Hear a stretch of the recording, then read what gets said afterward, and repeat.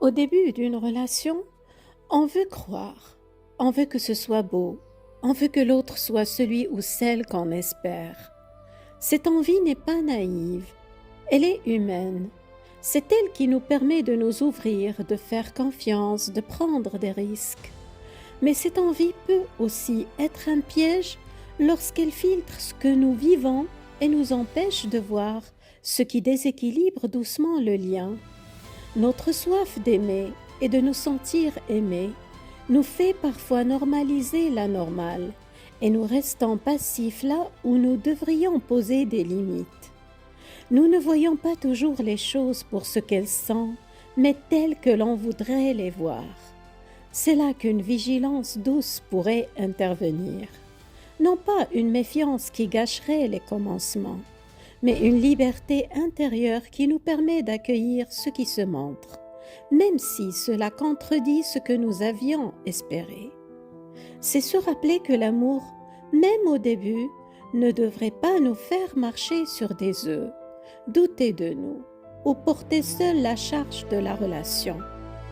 Aujourd'hui, dans les élans du cœur, nous allons regarder ces fonctionnements qui abîment la relation sans faire de bruit, non pas pour accuser, mais pour éclairer, pour qu'on cesse de chercher une cause là où il y a un déséquilibre. Je suis Fatem Zahra Alami, architecte des liens justes. Je détecte les fissures avant l'effondrement. J'explore ce qui use sans qu'on le voie, ce qui pèse sans qu'on le nomme, ce qui fatigue sans qu'on sache pourquoi. Un déséquilibre n'est pas une fatalité, c'est un signal.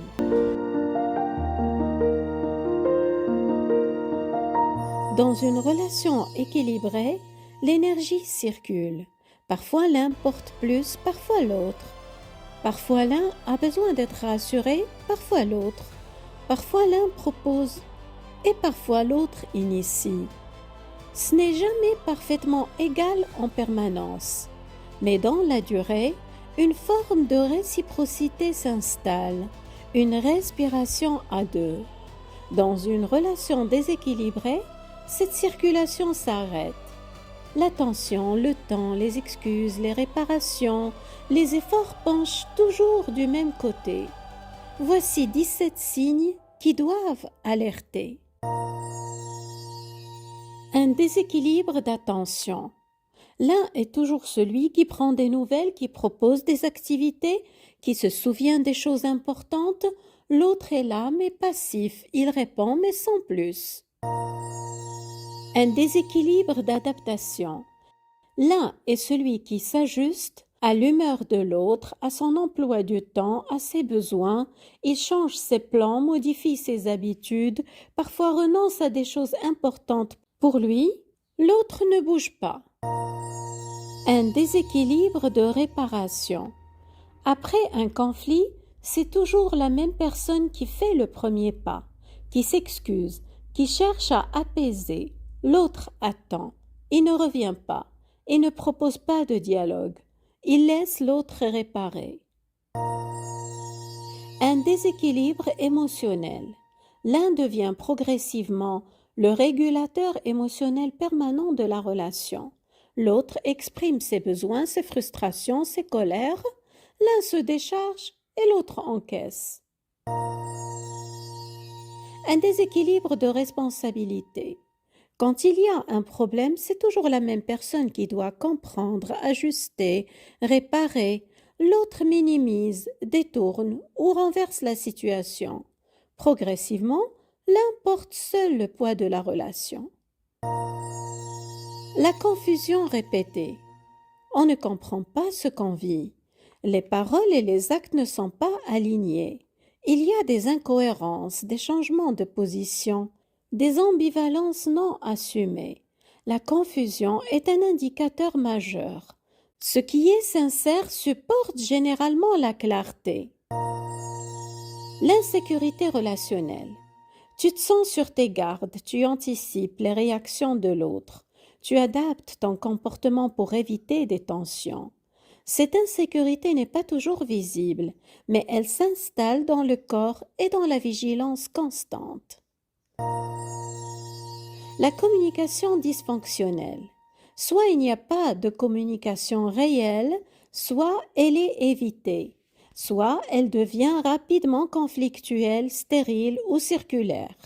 Les discussions ne permettent pas d'avancer, elles épuisent.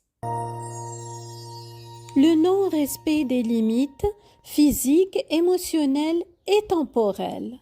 Tes besoins, ton rythme, tes refus ne sont pas intégrés. Ils sont ignorés, contournés ou remis en question. Une limite posée devient un problème au lieu d'être une information structurante. L'instabilité.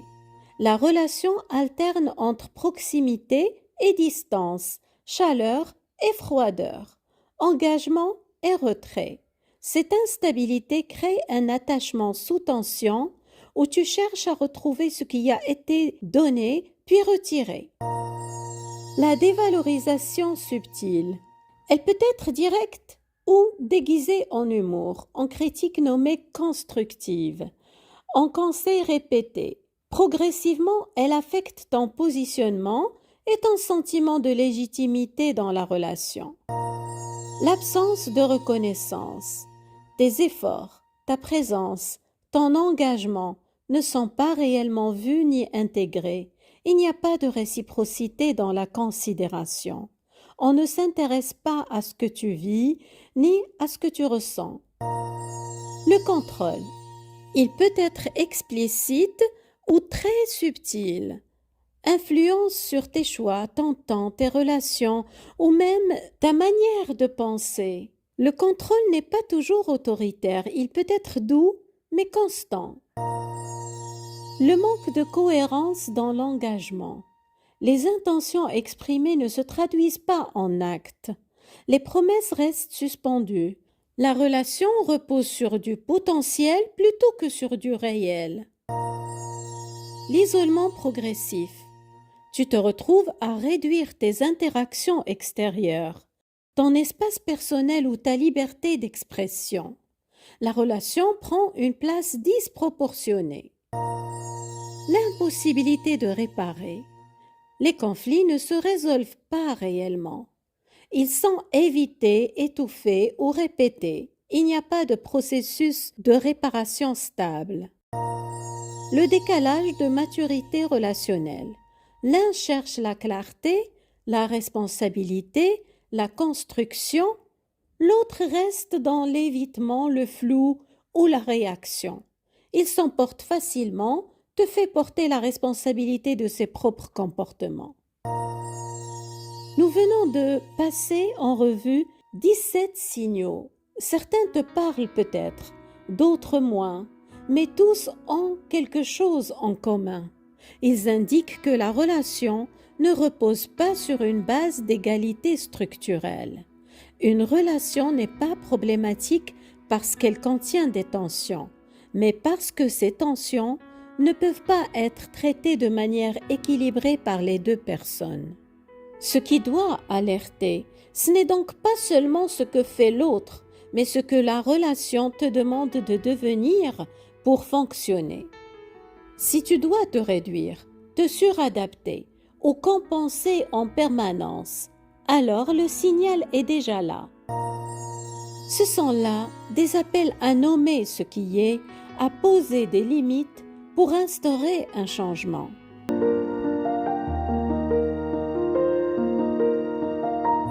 Ces déséquilibres ne sont pas toujours visibles au début. Ils s'installent. Parfois, ils existent dès les premiers jours, mais on les minimise. Parfois, ils apparaissent progressivement quand l'un s'habitue à ce que l'autre fasse les efforts à sa place. Le déséquilibre ne naît pas de la méchanceté.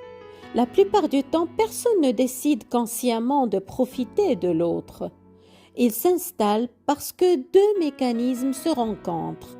D'un côté, quelqu'un qui donne, qui s'adapte, qui porte, parce qu'il a appris que l'amour se mérite, parce qu'il a peur de perdre l'autre, parce qu'il ne veut pas passer pour quelqu'un d'exigeant, parce qu'il a toujours été celui qui répare. Il donne, et donner le rassure. Tant qu'il donne, Il a le sentiment de contrôler, de maintenir le lien, d'éviter l'abandon. De l'autre côté, quelqu'un qui reçoit, qui ne mesure pas l'effort, et recevoir est agréable, alors il ne regarde pas trop ce que cela demande à l'autre. On confond parfois l'amour avec l'épuisement. On se dit que si on donne assez, si on est patient, assez présent, assez flexible, alors un jour, la balance s'équilibrera d'elle-même. Mais l'amour n'est pas une affaire de mérite. Ce n'est pas à toi de compenser ce que l'autre ne met pas. Ces signaux d'alerte ne servent pas forcément à condamner une personne, mais à ralentir l'investissement émotionnel suffisamment pour observer lucidement ce qui se construit réellement. Observer avant de trop s'attacher. Laissez le temps révéler la structure réelle du lien par la manière dont la relation évolue. Alors, si aujourd'hui, en écoutant ces lignes, quelque chose a vibré en toi, ne le laisse pas passer. Pas besoin de décision radicale tout de suite. Juste un regard, une reconnaissance et peut-être demain, une conversation. Une relation déséquilibrée n'est pas une relation condamnée. Parfois, elle peut se rééquilibrer. Parfois, l'autre avait simplement besoin de voir ce qu'il ne voyait pas. Parfois, il suffit d'arrêter de compenser pour que l'autre prenne sa part. Mais parfois, rien ne change. Malgré la parole, malgré les tentatives, malgré les efforts, l'autre ne bouge pas. Il ne voit pas, ou il ne veut pas voir, ou encore, il ne peut pas voir. Alors, il serait peut-être temps de faire un constat. Une structure qui ne bouge pas finit toujours par produire la même chose, de l'épuisement chez l'un et du confort chez l'autre.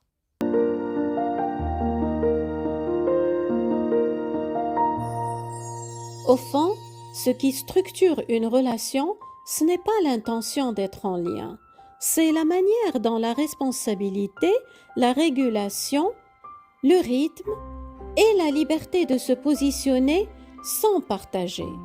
Et quand ces éléments ne circulent pas, ce n'est pas seulement la relation qui se transforme, c'est la place de chacun à l'intérieur du lien qui se redéfinit. Une place qui n'a pas été choisie consciemment, mais qui s'est construite au fil des interactions. Et c'est là que la dynamique de pouvoir apparaît, non pas comme une domination visible, mais comme une répartition implicite de ce qui est possible, de ce qui est porté, de ce qui est ajusté. Pourtant, l'amour véritable, celui qui dure et qui respecte, se construit à deux, pas sur un seul pilier, pas sur le dos de l'un qui s'épuise pendant que l'autre se repose. Alors, si tu reconnais ces signaux dans ta relation, ne les ignore pas, ne minimise pas ta fatigue, ne normalise pas la normale. Ce n'est pas de l'égoïsme, c'est de la lucidité. C'est reconnaître que l'amour ne te demande pas de t'éteindre, de t'oublier, de porter tout le poids du lien. Et souviens-toi, l'amour ne devrait pas coûter ta stabilité intérieure. Prends bien soin de toi. Tu mérites des liens où l'effort circule dans les deux sens.